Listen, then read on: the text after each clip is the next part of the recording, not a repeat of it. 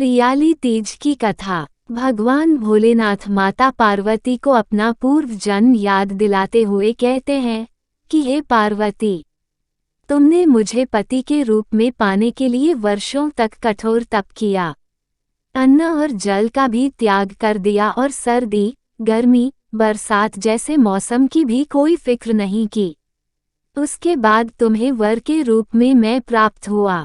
महादेव कथा सुनाते हुए कहते हैं कि हे पार्वती, एक बार नारद मुनि तुम्हारे घर पधारे और उन्होंने तुम्हारे पिता से कहा कि मैं विष्णु जी के भेजने पर यहाँ आया हूँ।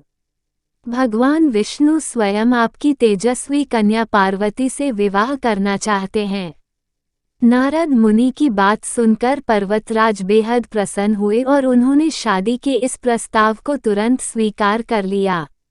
लेकिन जब तुम्हारे पिता पर्वतराज ने ये बात तुम्हें बताई तो तुम बहुत दुखी हुई। भोलेनाथ कथा सुनाते हुए आगे कहते हैं कि जब तुमने अपनी सखी को ये बात बताई तो उसने घनघोर जंगल में तुम्हें तप करने की सलाह दी। सखी की बात मानकर तुम मुझे पति के रूप में प्राप्त करने के लिए जंगल में एक गुफा के अंदर रेत की शिवलिंग बनाकर तप करने लगी।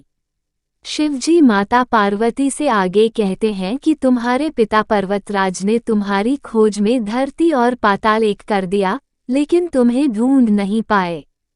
तुम गुफा में सच्चे मन से तप करने में लगी रहीं।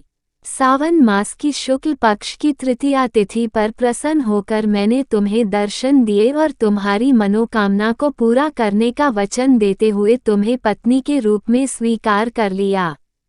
इसके बाद तुम्हारे पिता भी ढूंढते हुए गुफा तक पहुंच गए।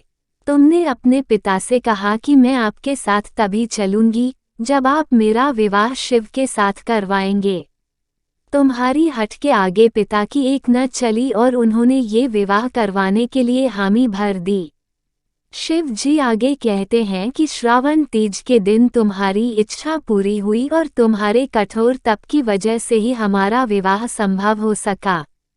शिव जी ने कहा कि जो भी महिला श्रावणी तीज पर व्रत रखेगी, विधि विधान से पूजा करेगी, तुम्हारी इस कथा का पाठ सुनेगी या पढ़ेगी, उसके वैवाहिक जीवन के सारे संकट दूर होंगे और उसकी मनोकामना मैं जरूर पूरी करूंगा।